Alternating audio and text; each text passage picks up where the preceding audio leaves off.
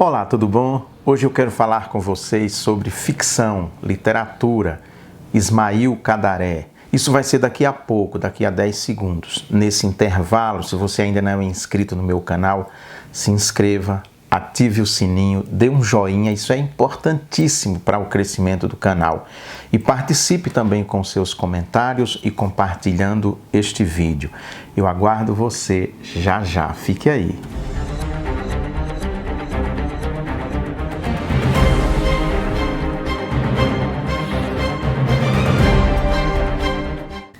Quando a tarde caiu, a cidade que já fora assinalada nos mapas do Império Romano, dos domínios normandos, de Bizâncio, do Império Turco, do Reino da Grécia e do da Itália, anoiteceu dessa vez sob o Reich alemão. Estafada, aturdida pelo choque, não dava o menor sinal de vida. Veio a noite. A terra parecia surda depois de todo aquele fragor que a ocupara o amplo vale em ondas sucessivas.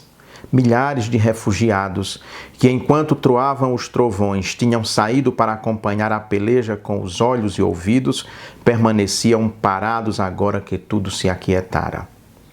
O que fazia a cidade ali no escuro a sós com o invasor? De acordo com as previsões, aquela deveria ser a última noite de sua milenar existência. Os homens de cabelo louro tinham, por fim, chegado.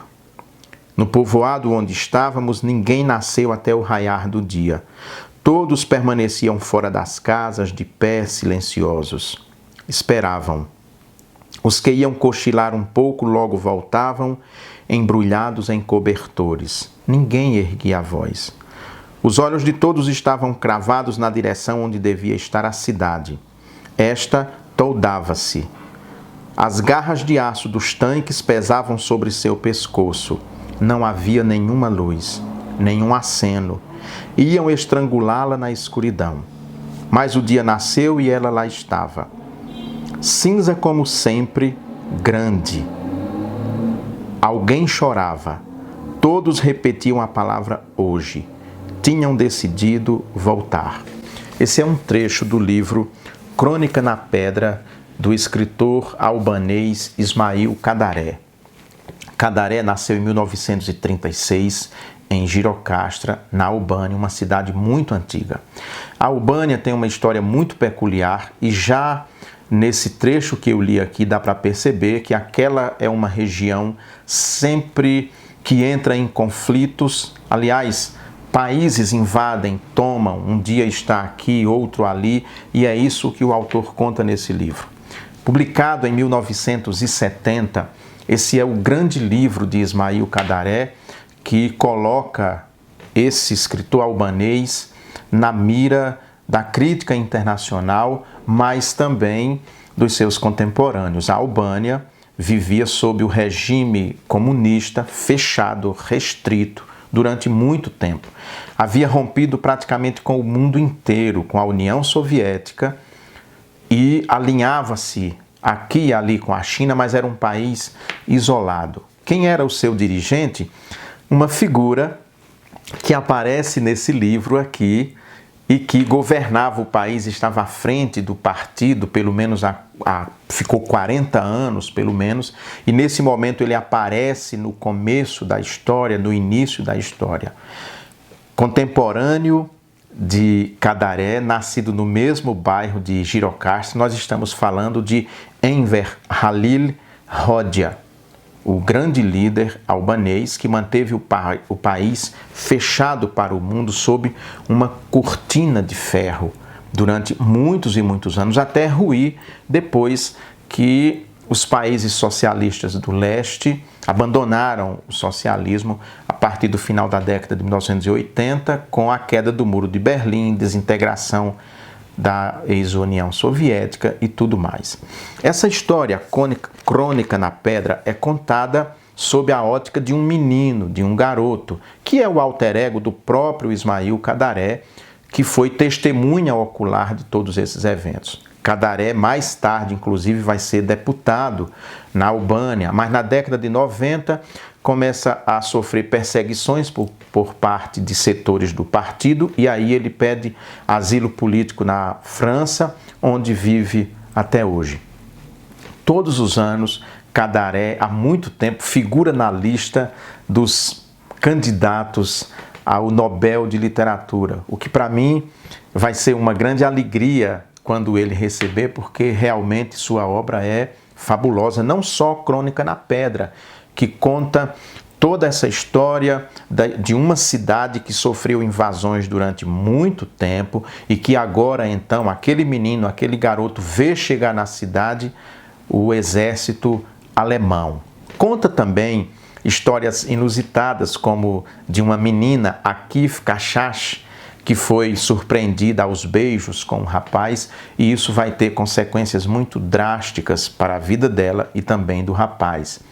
Conta fatos interessantes, como o braço de um inglês que circula na cidade, que fica no museu, depois que o seu avião que bombardeava a cidade caiu nas redondezas de Girocastra, que é a cidade onde essa história acontece.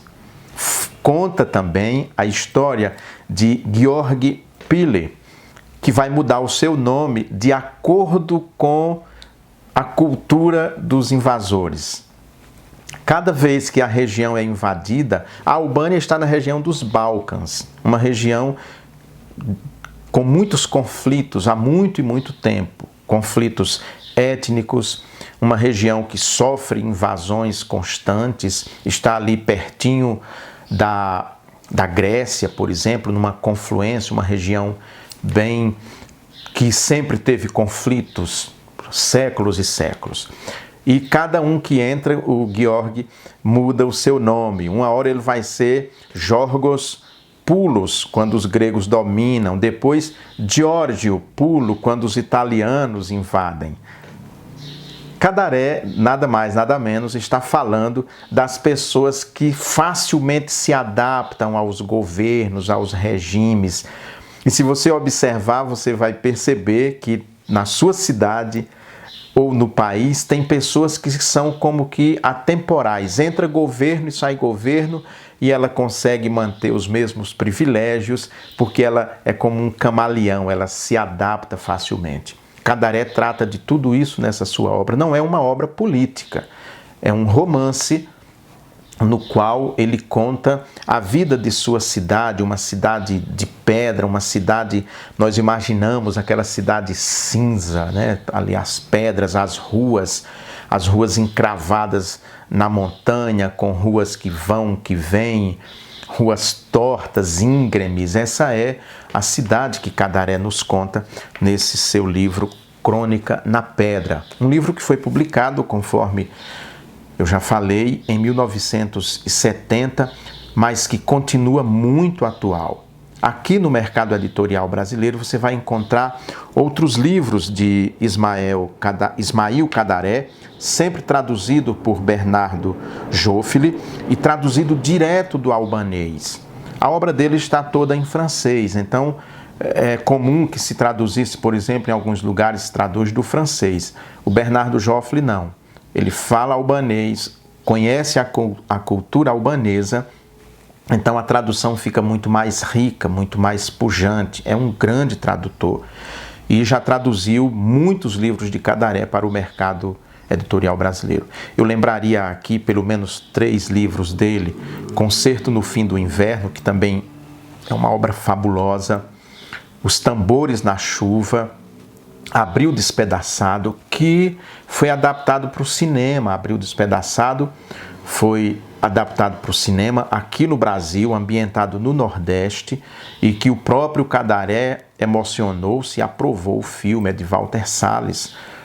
Uma grande obra, um filme fantástico. Aliás, foi o comentário do filme Abril Despedaçado que me levou a Ismail Cadaré. Eu vi o filme depois de ler o livro Abril Despedaçado. E depois disso, então, sempre que sai um livro novo de Cadaré aqui no Brasil, eu adquiro e leio. Esse já tinha tempo que estava aqui na minha estante, olha só, desde 2017.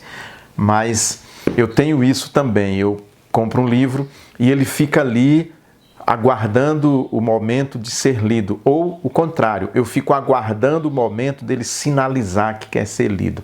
Eu terminei esse livro antes de ontem e não poderia deixar passar em branco, né? Tinha que vir aqui falar sobre ele, Crônica na Pedra, de Ismail Cadaré, que eu recomendo e recomendo a você qualquer livro de Cadaré, qualquer livro. Recomendaria, por exemplo, A Pirâmide, que é um livro fascinante, A Pirâmide, e tantos outros, são muitos. A gente ia ficar muito tempo aqui citando suas obras, e oportunamente eu vou trazer mais livros dele aqui para vocês. Eu tenho um vídeo que a descrição dele está aqui abaixo desse, você pode dar uma olhada também, falando de uma outra obra de Cadaré e mais um pouco sobre ele, sobre a Albânia. Se você quiser complementar a informação, está lá à sua disposição. Eu penso que está bom para a gente despertar em você o gosto, o desejo de ler essa história que é contada pela ótica de um menino, de um garoto que olha a cidade de uma forma bem diferente dos adultos. Mesmo a cidade sendo invadida e tudo, o autor não perde a doçura de uma criança impactada com a entrada dos alemães do nazismo na Albânia, que depois então serão expulsos, aí entram os comunistas e é essa peleja toda que até hoje nós temos na Albânia, por exemplo, a região do Kosovo, ou Kosovo, que é reivindicada pela Albânia. Lá é uma região de maioria albanesa, mas que não faz parte da Albânia hoje, e é uma região que está em disputa na ONU, constante disputa. Os albaneses sofrem muito, os que estão lá. Então a Albânia é um país muito sofrido com sua história, mas é um país muito rico, vem lá da antiga Macedônia, da antiga remota Macedônia, e sempre teve muito contato com os gregos, com a cultura grega. E você vai ficar fascinado com esse país que se manteve tão fechado durante tanto tempo, mas que tem uma história milenar fabulosa para todos nós. Leia Ismail Cadaré, porque isso vai acrescentar muito à sua vida, à sua maneira de enxergar o mundo, tá bom? Se você ficou até aqui é porque você gostou desse vídeo. Se você ainda não é inscrito no meu canal, se inscreva, ative o sininho, dê um joinha, comente, compartilhe com seus amigos, fale desse canal para que ele cresça mais e mais, porque a gente sempre traz boa literatura para vocês, tá bom? Tchau, tchau. Logo a gente volta.